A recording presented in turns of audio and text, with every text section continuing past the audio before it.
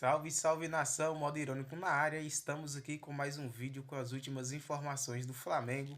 Espero que vocês gostem, se não for inscrito, se inscreva no canal e se quiserem, deixe a opinião de vocês nos comentários, isso é muito importante pra gente e bora pro vídeo. Mauro César Pereira, Flamengo divulgou o balanço financeiro, né, do clube, e aí eu peguei os números aqui. O Flamengo gastou 900 milhões de reais em reforços na gestão do BAP. Só que aí que tá, né? Tudo bem, ganhou o Brasileiro, ganhou Libertadores, ganhou a Copa do Brasil com o Felipe Luiz. Foi o BAP ou não? Foi a outra gestão? A Copa do Brasil foi com quem, Mauro? Landim. Foi com o BAP já? Não, Landim, foi 2024. Foi com o Landim. Isso, aí Brasileiro e Libertadores ganhou com o BAP. Só que 900 milhões, Mauro, e o que chamou mais atenção foram os gastos nesses três reforços.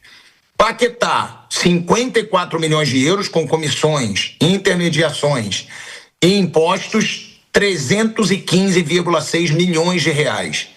Vitão, 81 milhões e 500 mil reais. Andrew, 34 milhões e 700 mil reais. Um total de 432 milhões de reais nesses três reforços, Mauro César Pereira. É para se criticar, não é ainda, porque ainda não se sabe o resultado que os três podem entregar.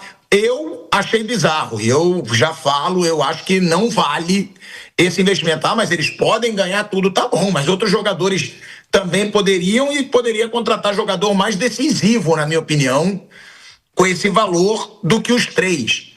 Mas quero saber sua opinião, Mauro, e o que você sabe de todo esse balanço financeiro, 900 milhões de reais gastos pelo BAP em contratações, Mauro.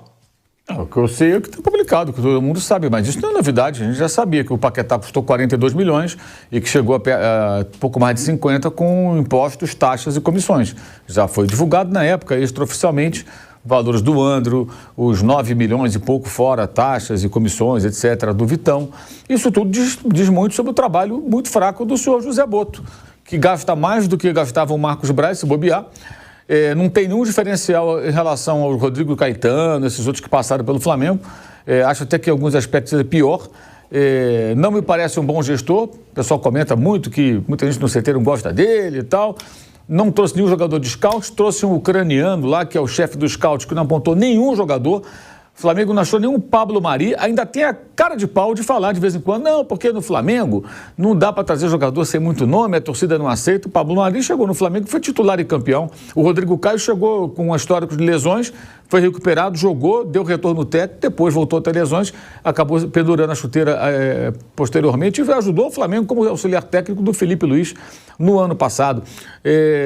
Então, assim, não é verdade que a torcida não vai aceitar, não vai ser jogador ruim. Agora, tem que ter a capacidade de identificar bons jogadores com uma relação custo-benefício melhor. Eu vou passar o resto do ano aqui lembrando que ele não conseguiu contratar nenhum centroavante, continua procurando um meia e um ponta, que agora esse devaneio do Luiz Henrique, o Flamengo não está no momento para fazer esse investimento nesses dois jogadores. É um ou outro, se é que dá, depois de gastar todo esse dinheiro, tá? Então a gente já faz o alerta agora. O que está acontecendo? Ainda mais com o risco real de ser eliminado da Libertadores, pelo que vem jogando, o risco é real, já era, agora mais ainda contra o Cruzeiro, que é um bom time, e também não se sabe o que vai ser o Brasileiro. Então o resto do ano do Flamengo pode ser muito ruim, pode ser ótimo, pode ser tudo ou nada, né? Enquanto o Atlético Paranaense tem um artilheiro do campeonato que custou 5 milhões de dólares, o Viveiros, e foi contratado para jogar a Série B ano passado, quando chegou ao time lá de Curitiba. O Boto não é capaz de trazer um jogador assim. Então, um trabalho muito ruim de um dirigente que não se mostrou à altura do cargo, do clube, da demanda e que foi trazido pelo BAP e batido pelo BAP. Então, o problema é do BAP e do Boto. É deles que tem que ser questionados. E a gente já fala isso há muito tempo aqui, né? O lado direito do Flamengo no jogo contra o São Paulo era Vitão e Royal. Os dois custaram perto de 20 milhões de euros. Contando comissões e taxas e tal, que são inerentes a qualquer negociação, né? Passa fácil desse valor. Valem isso? Tanto dinheiro? Os dois, pelo que eles jogam? Aí o presidente do Flamengo deu entrevistas depois dizendo, não, a gente não vai vender o Royal para o Aston Villa, que ofereceu igual ou pouco mais do que o Flamengo pagou pelo Royal, era uma ótima oportunidade de fazer um negócio. Porque onde nós vamos arrumar um lateral direito? Ah, meu amigo, pergunta para o seu diretor, não é o cara do scout. Onde vamos arrumar um lateral direito? Pergunta para o seu Zé Boto, para o ucraniano que é o chefe lá do scout. É isso que ele tinha que perguntar. Ô Boto, você não consegue um lateral por menos de 9 milhões de euros? Pensa bem, gente, reserva, lateral, reserva, o titular é o Varela. O reserva custa 9 milhões de euros. Onde o Boto trabalhou antes? Qual o clube que ele trabalhou? Onde ele teve esse orçamento? Qual o histórico desse profissional? Passa tudo por aí. Agora, os números não me surpreendem, porque eles foram já divulgados extraoficialmente, agora são os números oficiais. Há de se elogiar o fato do Flamengo ser transparente nisso, vai lá e publica os valores, para a gente poder gostar, não gostar, elogiar, criticar, mas tá lá, tem clube que nem balanço faz, tem SAF que não faz balanço, publica atrasado, os números você não sabe se são bem aqueles ali, SAF, até SAF. Então, esse é um ponto positivo, o Flamengo mantém essa sua política de transparência dos números. Mas é claro que são questionáveis os números, mas aí você tem que questionar o trabalho do responsável pelo departamento e do cara que o contratou, que é o presidente do clube.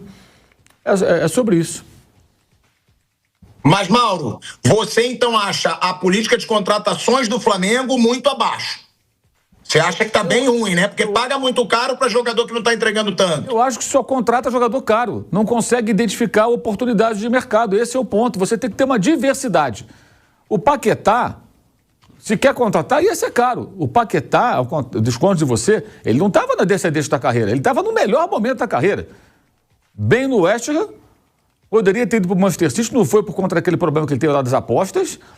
O Tottenham queria, o Chelsea queria, times maiores do que o West Ham queriam ele. E ele não ia custar esse valor. Se fosse uma negociação dentro da Inglaterra, o valor seria maior. Mas ele bateu o pé que queria voltar para o Flamengo, o time inglês, à beira do rebaixamento, que se concretizou, pensou, não adianta, o cara quer ir embora. Então vamos tentar pegar o melhor dinheiro possível. E aí a negociação, claro, ia gerar em cifras muito altas. Foi uma contratação de Premier League. Mas em relação ao que seria lá dentro, ela foi mais barata. Para o West Ham não foi bom vender para o Flamengo. Seria melhor vender para um time inglês, que ele pegaria mais dinheiro. Ele valeria mais. Certamente, certamente. Só que o cara não quer ficar lá. Não adianta, o jogador não é escravo, né? Já passou o tempo lá dele do passe, que o dirigente falava assim, olha, Vampeta, você vai jogar agora nesse time aqui. Mas eu não quero morar nessa cidade. Não, já vendi seu passe. Era assim, lembra? Já vendi seu passe. O cara já pagou. Ah, mas minha mulher não gosta daquela cidade, meu filho não está adaptado na escola, isso é problema seu. Você está vendido. Era assim que funcionava. E o cara pegava as trouxinhas dele e ia embora. Se a família não quisesse ir, ficava na cidade, ficava morando lá. Já foi. Hoje não, o jogador, e que é o certo, né? O jogador, ele é um ser humano, não é um objeto. Ele chega, não quero, eu quero. Está acontecendo agora com a Almada, né? Tem um rumor que vem da Argentina de que ele não quer o Flamengo, que ele quer o River Plate. Não sei se é verdade, vamos aguardar os acontecimentos. Mas se for verdade, ele tem sim o direito de falar, eu não quero morar no Brasil. Se é para voltar para a América do Sul, quero ficar no meu país, quero ir para a Argentina. Ele tem esse direito, gente. Como o Paquetá não queria ir para a Argentina, queria vir para o Flamengo. É isso? Na época, se aparecesse o Flamengo, o Paquetá quer voltar. Vamos imaginar que o River Plate falasse, não, eu também quero o Paquetá. Ele ia falar, não, eu quero jogar no Brasil. É normal, nada demais o Almada querer ir para a Argentina. Se ele, de fato, quiser ir para a Argentina. Ele é de lá. É normal. Já morou no Rio, já morou no Rio, ele já teve experiência e pode preferir morar em Buenos Aires. A mulher dele pode preferir, ele pode não. Já que aquele negócio do De La Cruz, né? Teve lá atrás também que falou esse tipo de coisa. Agora, o Boto, eles falam sempre isso. Fizemos não sei quantos milhões em venda. Quem prospectou a venda do Gerson foi o Marcão, pai dele, ou não? Aí o mérito do Boto foi fazer uma negociação que eu considerei correta. Tinha uma multa de 200 milhões de euros, que era um valor para não vender, ou para você ter poder de barganha, olha, é 200 milhões. Opa, quer ir embora? Então tá legal. Vou botar um valor aqui, 25 milhões de euros à vista. O Gerson, ninguém pagaria mais do que isso, pelo Gerson. Já tinha batido 2 vezes na Europa e tal, já com 28 anos aproximadamente. Os caras foram lá, pagaram, levou o jogador. E ainda conseguiram vender para o Cruzeiro por um valor maior, que eu acho uma maluquice. O Cruzeiro vai pagar mais ainda para um jogador que já não vai ser revendido dificilmente, né? Mas o Boto teve o mérito de negociar, acho que negociou bem. Se ele bota 50 milhões, ninguém paga. E o jogador fica reclamando, enchendo o saco, o pai dele falando um monte de coisa, então foi bem ali. Mas caiu no colo dele a oportunidade de vender o jogador. O Wesley, quando estava ainda na Atalanta, onde ficou por longos anos e fez um grande trabalho, o técnico Gasperini queria o Wesley, mas aí acabou contratando outro jogador. Quase o Wesley foi para a Atalanta. 20 milhões de euros. Gasperini vai para Roma. E aí pede o Wesley de novo. 25 milhões de euros. Foi até bom para o Flamengo. Vendeu por valor maior para o Wesley, que foi para um time maior. A Roma é um time maior do que a Atalanta e que pesa aí o bom trabalho que o time lá de Bérgamo tem feito, fazer com o Gasperini ao longo de seguidas temporadas, indo para a Champions League e tudo mais. Então também caiu no colo do Boto. Não foi o Boto que prospectou a venda. Agora vamos lá. O De La Cruz não joga e é caro. Ele consegue abrir uma porta em algum lugar? Porque assim, o De La Cruz é um jogador que se você conseguir negociar, pegar qualquer grana, já está valendo a pena. Alivia a folha de pagamento e você pega um cara minguar. De La Cruz, Cebolinha, Saúl, Cebolinha. Fala que quer sair há um tempão. Cara, é função dele. Eu já falei isso aqui. Como eu acho, até o Vampeta pode ilustrar, que pode até ter vivido essa situação quando era jogador. Cara, uma situação dessa, estamos aqui, eu sou dirigente, o jogador é empresário. Bom, o negócio é o seguinte, ó, você já demonstrou que quer ir embora. Você não tem sido aproveitado. A portas fechadas, o jogador vai falar, pois é, o fulano, o professor lá não me escala, o jeito que ele quer que eu jogue, eu não consigo, nada contra, tal, não tem nada contra o clube, mas, porra, não estou conseguindo render, então, realmente, novos ares seria bom. Então, tá legal. O empresário, e aí? Não, eu posso prospectar no mercado, quanto você quer pelo jogador? A gente quer pelo menos tanto, tal, bababá, a gente pode fazer um acordo assim, assado, bababá, e negocia. E negocia alguma coisa. O Fluminense queria o Cebolinha. Por que eu não procuro o Fluminense? Fluminense, o que você quer me dar pelo Cebolinha? Vamos negociar? Vamos trocar um jogador? Eu te libero ele agora, você leva ele, eu tenho interesse em fulano. Por exemplo, se o Fluminense não tiver... Você tentar minimizar de alguma maneira. Aí o cara fica lá insatisfeito, ganhando salário alto, custando dinheiro pro Flamengo. E tem um monte, viu? Tem Saúl, Cebolinha... Joga, o De La Cruz... aí Luiz Araújo. O próprio Royal mesmo. Pois é. Então, assim, ele não faz um negócio, não consegue prospectar nada no mercado, não consegue trazer um jogador de boa relação custo-benefício, que foi o caso. O Varela, quem contratou foi o Spindle com o Braz. Houve a guerra Ucrânia e Rússia, quando começou, ainda está rolando, né? E os jogadores que atuavam na Rússia ficaram livres. Ó, se quiser sair da Rússia, pode sair, o país está em guerra. Então, saía sem custo. O Flamengo pegou o Varela. No início... Muita gente, esse cara não é bom e tal. Pô, o cara foi titular do Uruguai na Copa do Mundo, 2 Copas do Mundo, é dono da posição, fez uma grande final de Libertadores, jogador útil, custou o que ao Flamengo? Custou a comissão do empresário, o salário dele lá, luvas e tal, mas não pagou multa para Mauro fez uma grande final de Mundial também, o Varela, né? Foi bem na final.